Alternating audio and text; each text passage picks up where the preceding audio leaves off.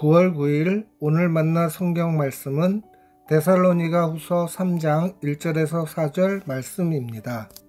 마지막으로 형제자매 여러분, 주님의 말씀이 여러분에게 퍼진 것과 같이 각처에 속히 퍼져서 영광스럽게 되도록 우리를 위해서 기도해 주십시오.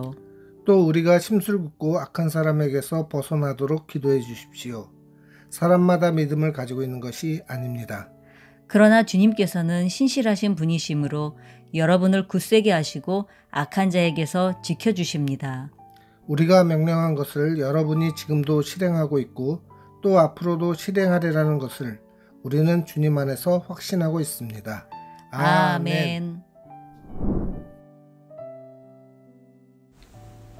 오늘 만나러 만나주시는 하나님을 기대합니다. 몇 해 전 한 기사를 본 적이 있습니다. 대형 교량을 건설할 때 가장 중요한 공정 가운데 하나가 바로 교각을 단단히 세우는 일이라고 합니다. 아무리 아름답고 튼튼해 보이는 다리라도 그 기초가 약하면 무게를 버티지 못하고 결국은 무너질 수밖에 없습니다. 눈에 잘 보이지 않는 기초와 지반이 다리를 지탱하듯 우리의 신앙과 교회도 보이지 않는 하나님의 능력에 의해 붙들려야 견고하게 설 수 있습니다. 오늘 본문 데살로니가 후서 3장 1절에서 4절은 바로 그 신앙의 기초가 무엇인지 또 우리가 어떠한 태도로 살아야 하는지를 보여줍니다. 바울은 편지의 마지막을 이렇게 시작합니다. 마지막으로 형제자매 여러분, 주님의 말씀이 여러분에게 퍼진 것과 같이 각처에 속히 퍼져서 영광스럽게 되도록 우리를 위해서 기도해 주십시오. 여기서 퍼지다 라는 말은 헬라어로 트레호, 즉 달리다 라는 뜻입니다. 마치 단거리 선수가 총성과 함께 빠르게 뻗어가듯 하나님의 말씀이 막힘없이 퍼져가기를 바울은 요청하고 있는 것입니다. 그런데 놀라운 점은 바울은 자신의 필요나 안위보다 복음의 전파를 먼저 기도 제목으로 내놓았다는 사실입니다. 주님의 말씀이 여러분들에게 퍼진 것과 같이 다른 이들에게도 동일하게 흘러가게 해달라는 것이죠. 여러분, 요즘 우리의 기도의 초점은 어디에 있습니까? 많은 경우 우리의 건강, 자녀, 진로, 재정 문제일 때가 많습니다. 물론 그것도 기도해야 할 중요한 기도 제목입니다.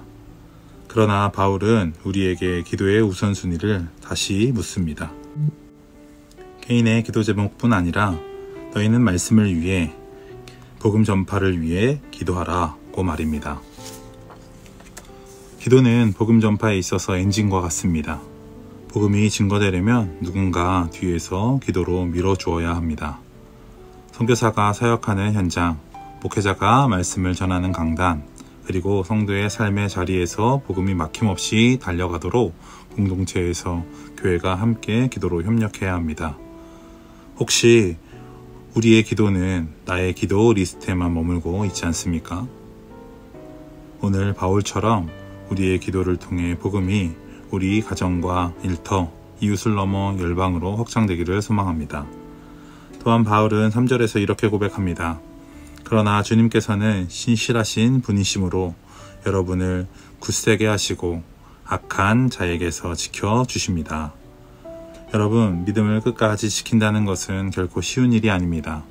사탄마귀는 끊임없이 우리를 흔듭니다. 우리의 마음을 낙담하게 하고 유혹과 불신, 두려움의 자리로 끊임없이 몰고 갑니다. 그런데 바울은 분명히 말합니다. 우리를 끝까지 붙드시는 분은 우리가 아니라 주님이라고 말입니다. 사람은 약하고 우리의 결심은 쉽게 흔들리지만 하나님은 신실하시다고 선포합니다.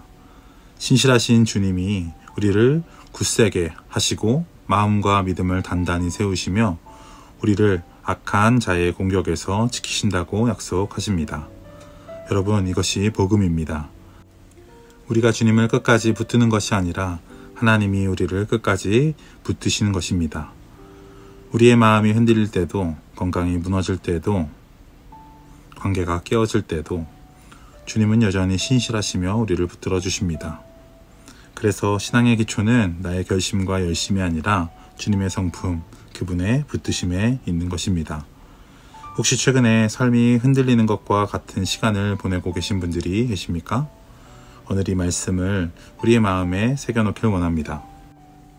주님께서는 신실하신 분이시므로 여러분을 굳세게 하시고 악한 자에게서 지켜주십니다. 아멘. 바울은 마지막으로 이렇게 고백합니다.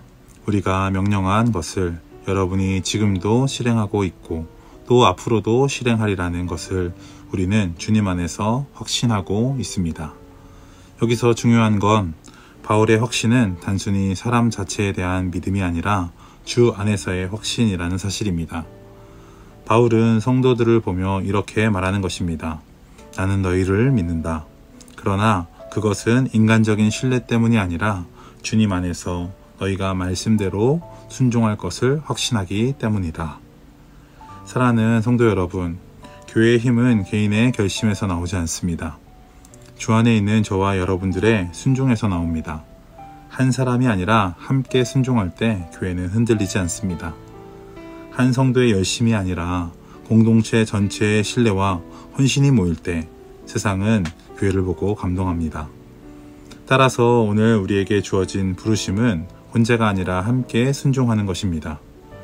우리가 서로 주 안에서 신뢰할 때 그 신뢰가 교회의 기초가 되고 우리의 순종이 모여 하나님 나라의 역사를 이루게 됩니다. 사랑하는 높은 뜻 성도 여러분, 신앙의 기초는 화려한 겉모습이 아니라 보이지 않지만 우리를 붙드시는 주님의 신실하심에 있는 것입니다. 나에게 있지 않고 주님께 있는 것입니다. 복음을 위한 기도와 주님의 신실하심, 그리고 공동체의 신뢰와 순종이 우리를 붙들 때 우리는 끝까지 흔들리지 않고 믿음을 지킬 수 있습니다. 오늘도 신실하게 우리를 붙들고 계시는 주님을 온전히 신뢰하며 기도하며 주 안에서 믿음의 여정을 걸어가는 하루가 되길 소망합니다. 기도하겠습니다. 하나님 아버지, 우리의 기도가 나를 넘어 복음을 향한 기도가 되게 하시고 흔들리는 세상 속에서도 우리를 굳건하게 하시고 악한 자에게서 지켜주시는 주님의 신실하심을 신뢰하는 하루가 되게 하옵소서. 또한 주 안에서 서로를 신뢰하며 순종하는 높은 뜻 사람들이 되어 하나님 나라를 세워가는 신앙 공동체로 서게 하옵소서. 감사드리며 예수님의 이름으로 기도드립니다. 아멘. 이제 두 가지 기도 제목으로 함께 기도합시다. 첫 번째로는 오늘 주신 말씀을 기억하며 함께 기도합시다. 하나님에 대한 신뢰와 우리들의 순종이 모여 세상 사람들이 하나님 나라를 보게 하시고 복음을 경험하게 하옵소서. 두 번째로는 우리 나라의 하나됨을 위해서 함께 기도합시다.